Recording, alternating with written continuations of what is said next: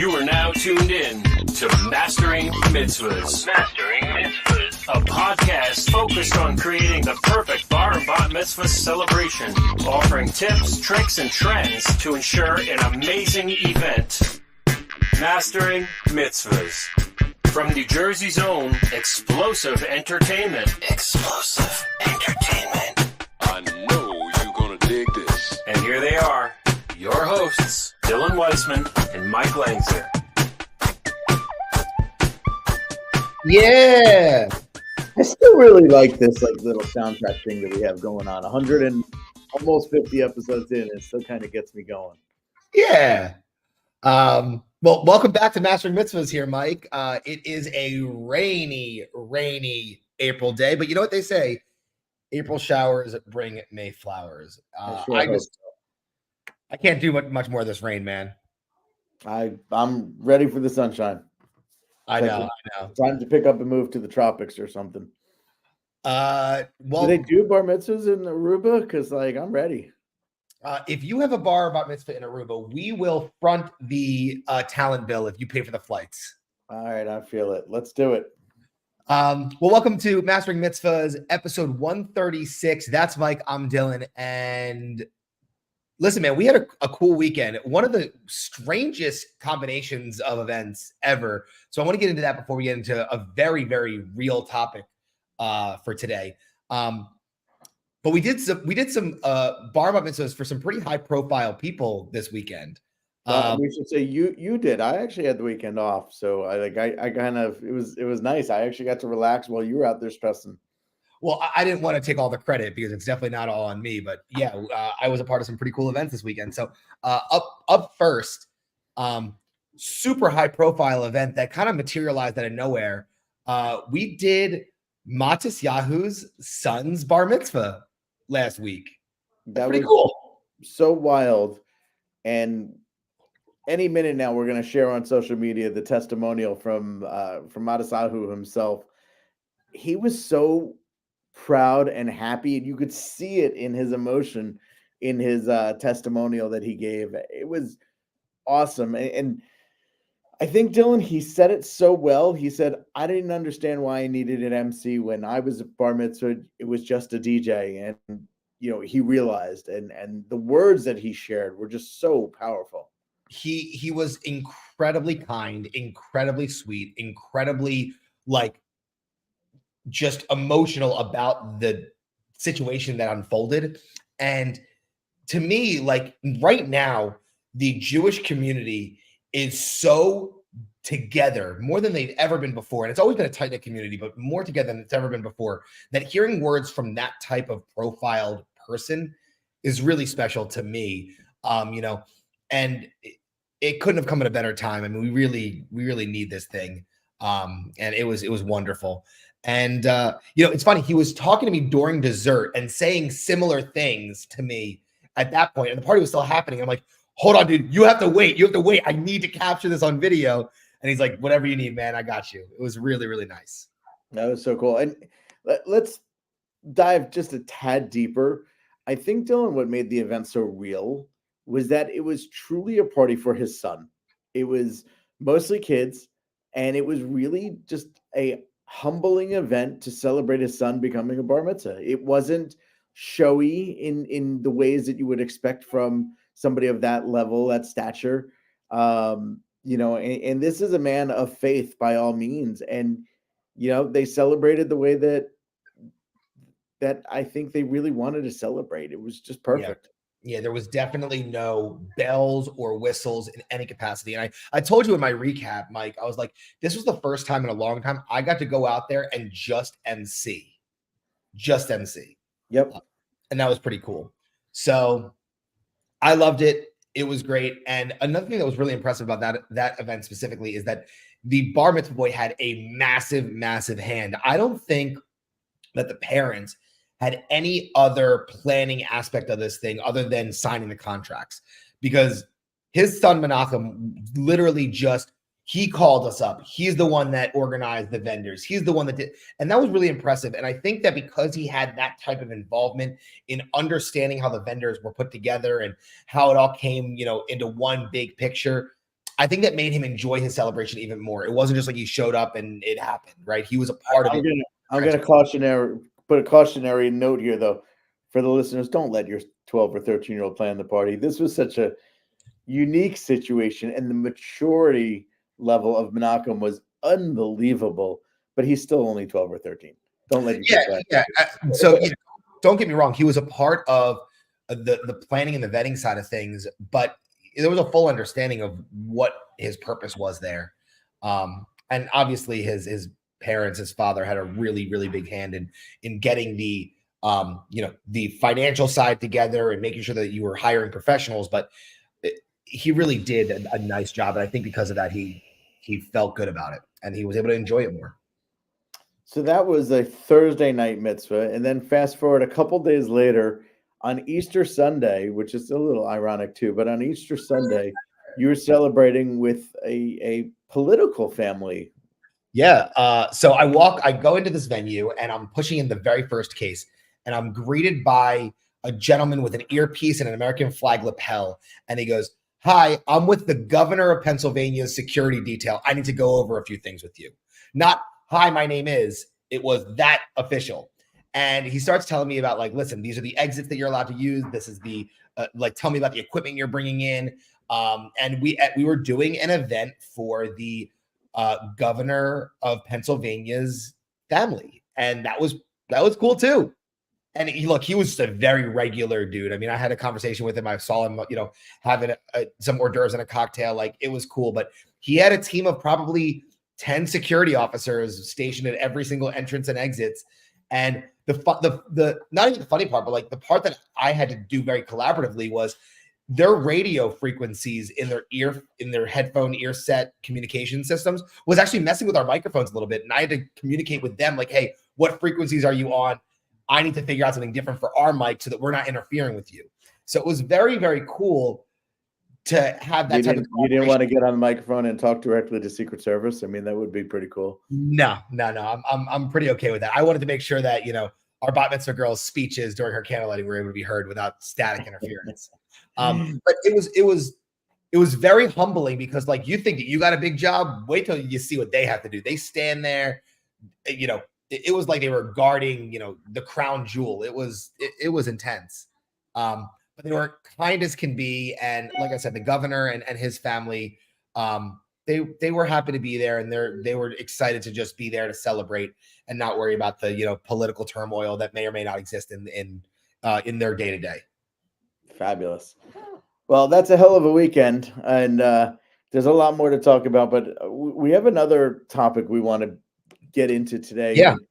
For those of you that are watching online, you can see the title that, scrolling across the bottom of the screen. We want to have a conversation about games. And I think we often talk about how we execute games at parties, different styles of games that can be at parties. But I don't know that we ever really did a full episode just about games and how to use them effectively and when to embrace them and when to maybe shy away from them. So let's just jump into it.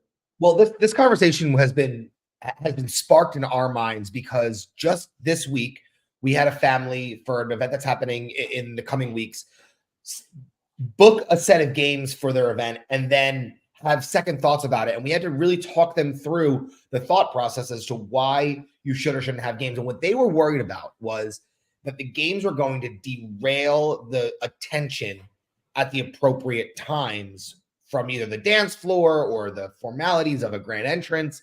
And we had to explain to them how the use of the games work. So I think I'm going to put a blanket statement out there, Mike, and correct me if I'm wrong, but when you hire a high-end games company who knows what they're doing with the foosball or the Papa Shots or the, whack it back virtual whack-a-mole things or whatever it may be, air hockey, foosball, whatever it may be, they know that bar bat mitzvahs have some very specific parts that need full attention, and they know to close it down during that time. So from my perspective and from my experience, and I think I'm putting a blanket statement out here, great games vendors in general know that they should be shutting down during those times.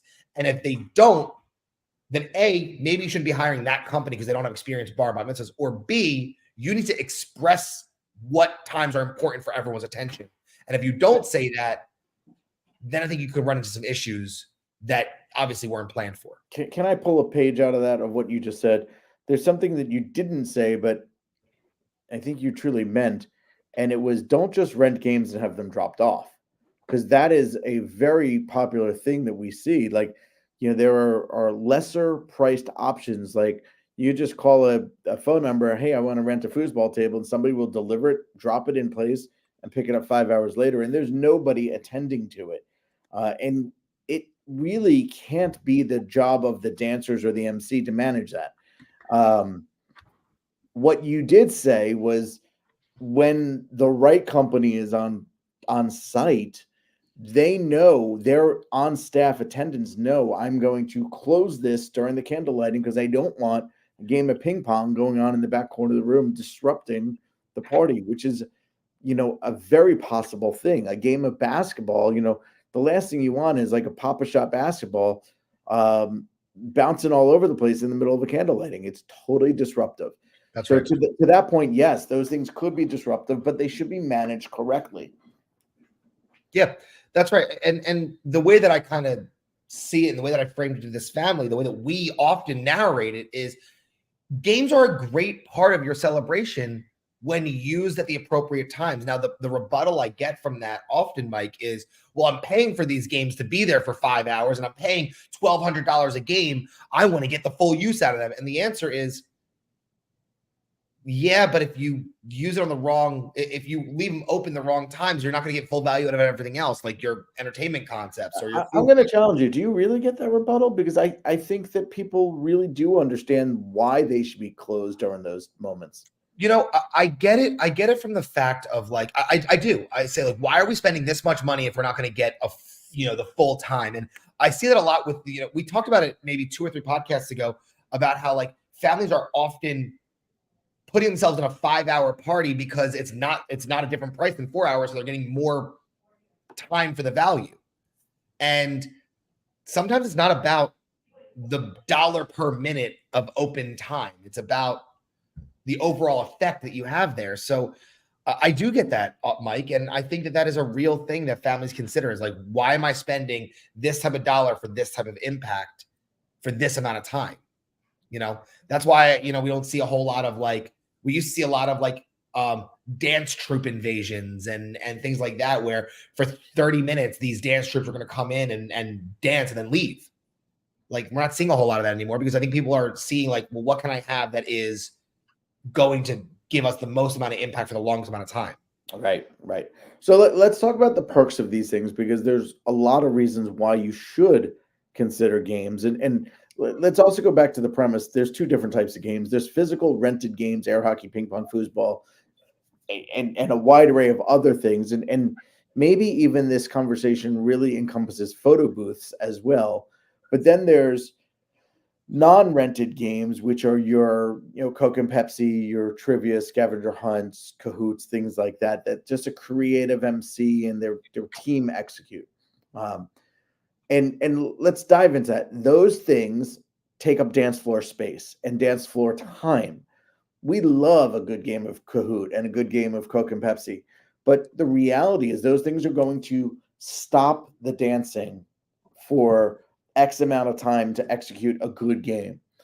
Whereas if you're the type of family that says, I want nonstop dancing, maybe those are not the right games for you. And instead, think about putting that air hockey, ping pong, foosball in the back corner of the room for the few guests that aren't dancers, but to keep them occupied. And especially in the case of a party for boys, when you know that there's a lot of boys that don't dance. It's like, how often do we hear, my son and his friends are really athletic, they really love games, they're really competitive, they're not much dancers. Well, that screams to me the right opportunity to have those physical game stations somewhere in the room to allow us to then still focus the dance floor on those other guests that do want to dance.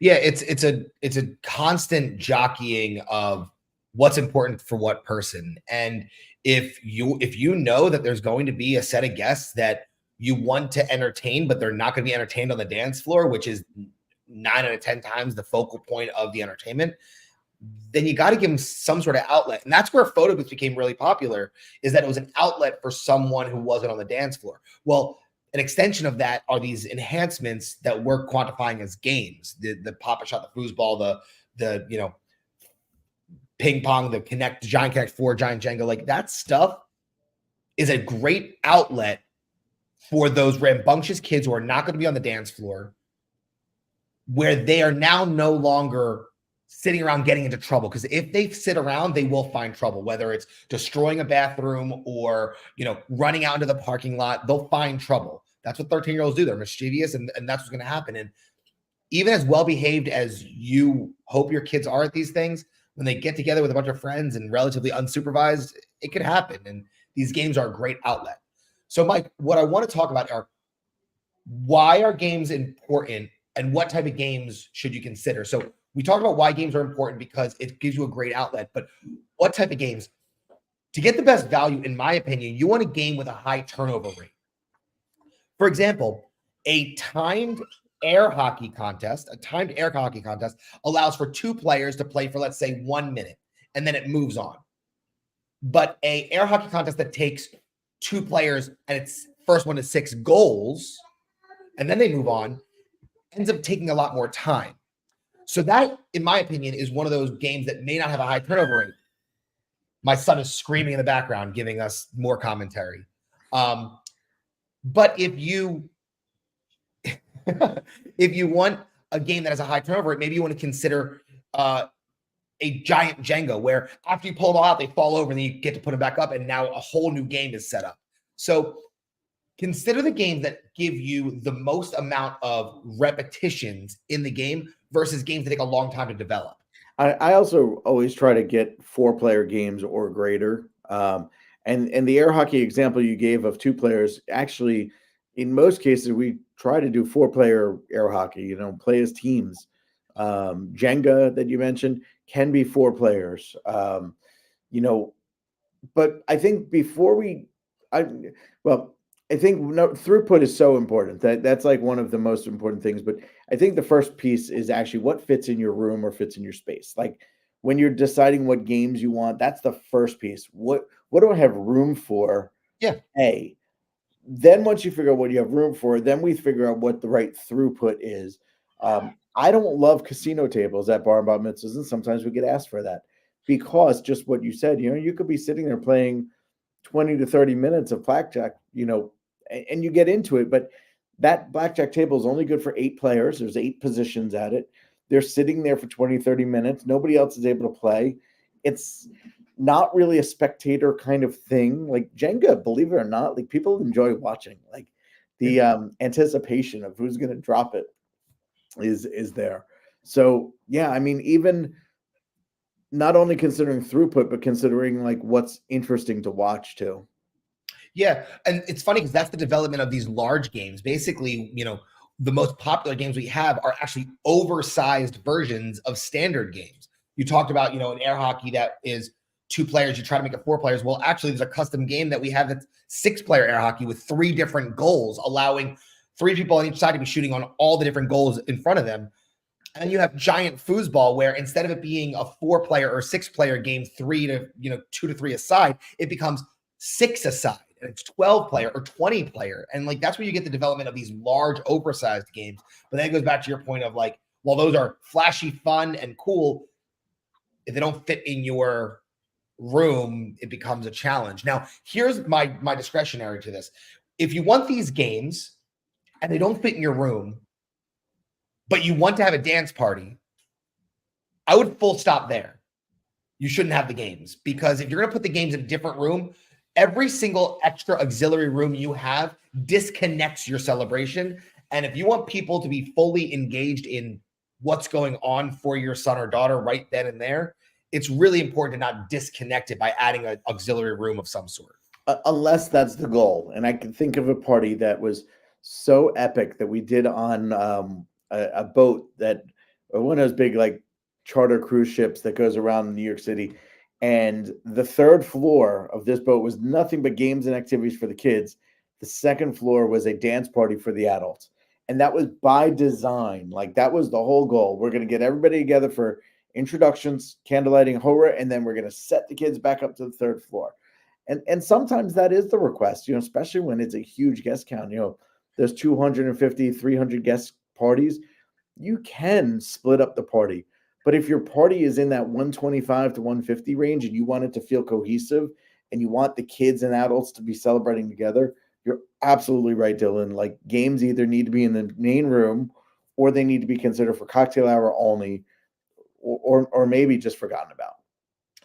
So, when you talk about those auxiliary rooms, you will disconnect your celebration. And this is just like a tip in general, like food in another room, dessert in another room, it will segment your party. It will derail it a little bit. But if that's okay with you, then set that expectation ahead of time. Sure. A couple of weeks ago, we had a party where they set like what they quote the quiet room. And that was for guests that they knew didn't want to be in that louder space. And that's okay. That's by design. And that's I think the beauty of what we do is that it's not cookie cutter. And while we have formulas for success, the reality is figure out in your mind what makes the most sense for you and your guest dynamic. Right. That's right. Dylan, we were talking before about Coke and Pepsi, and something kind of popped in my mind. I want to just kind of insert this now. Is there's a right time and a wrong time at a party to play games and to occupy a dance floor. You spoke before about closing games at a certain time, but let's talk about embracing games at the right or wrong time. Because let's say it's a 4-hour party and we do Coke and Pepsi by request early in the night. That's great. The adults watch it. The kids are having fun. They get the, energy out, but we still have plenty of time to celebrate on the back end. Flip that though. There have been plenty of times that families say, we want Coke and Pepsi after dessert. And that's kind of the recipe for, all right, adults are going to start saying their goodbyes. Because once the adults have their cake, coffee, dessert, and they look out onto the dance floor and there's not an opportunity for them to dance, there's not that calling for them. And they look out there and they just see the kids running around playing Coke and Pepsi. Sure, they're watching the kids have fun, but in their minds, I think their celebration is over. So I would try to avoid Coke and Pepsi in that last 45 minutes by all means. So I am very calculated. I mean, Mike, you and I have been working together for a while now. You know that when I run games, it's always with a purpose. So in my experience, Coke Pepsi should be used as a way to crowd control kids to go do something, whether it's go to the kids' stations or go to the dessert buffet or something like that. It should be used as a crowd control because let's say you have 80 kids. If you just open up the buffet and say, kids, go eat, you now have an 80 kid pile up by the buffet.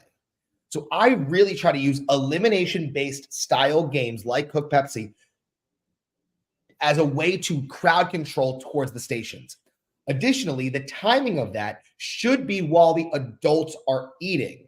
Therefore, the floor can be relatively clear and safe, and the adults aren't missing any opportunities that they otherwise would have had. Same goes for, other elimination-based style games like the scavenger hunt or something like that.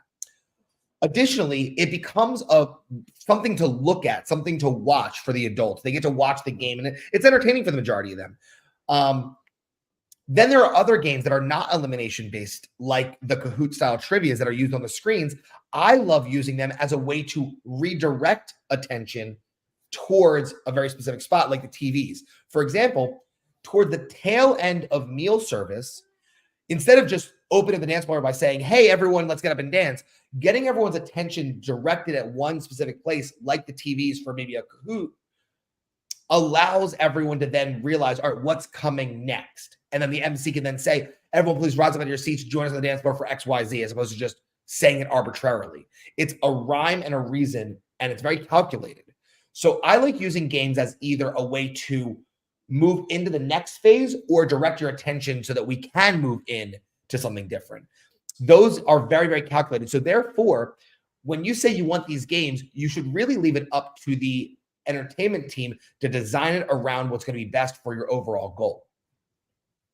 I hit the nail on the head there. You literally took the words out of my mouth. So that was perfect. So to recap, there's two different styles of games when you're thinking about this. There's the games that take up dance floor space that are run by the entertainment company, Coke, Pepsi, Scavenger Hunt, Kahoot. And then there are games that have a physical representation that have space in your room, like the basketball, foosball, knock hockey, video game towers, things like that. Yep. Yeah, absolutely. And to bring it all back, should you have games at a party? Well, I think the trend that we're seeing, if we take trends out of New York City, the trends right now are games are in, games are hot, and games are custom branded often. Like, the coolest parties that you see on Instagram are the parties that have these immersive experiences. We call it an immersive photo booth, but there's also immersive games. And like, if you were involved in this game or activity that matches the theme, it matches the branding, there's a wow factor there. And it is something that separates the parties. And we've spoken so much about the generic games, the air hockey, ping pong, foosball, because they just flow off the tip of our tongues so easily. But oh God, I think it was 3 weeks ago, we had virtual hang gliders at a party. Like, that is cool. And that is something that people don't see often. I guarantee those guests will be talking about that experience that they had for forever. Like, I mean, when else in your life are you doing a virtual hang glider? And now that fit the theme, because the theme of this party was aeronautics and, flying. So that was, one of several stations that they had.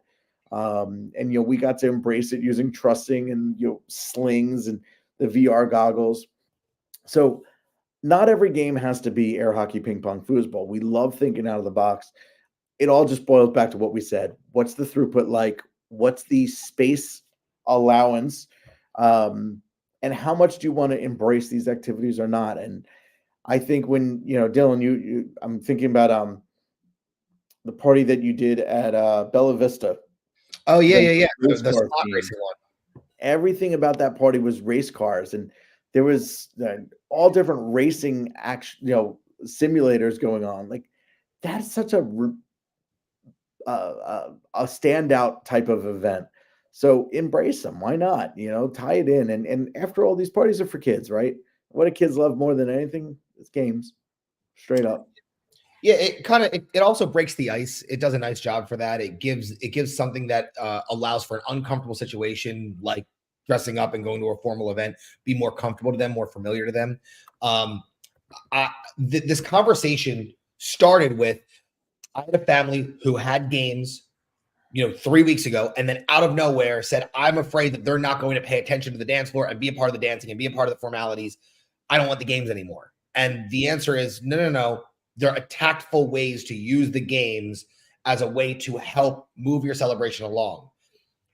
My formula for success kind of looks like, listen, if you're going to have a really big dance party and your crowd is super fun and engaging, in reality, it's probably about 60 to 70% of your crowd is like that.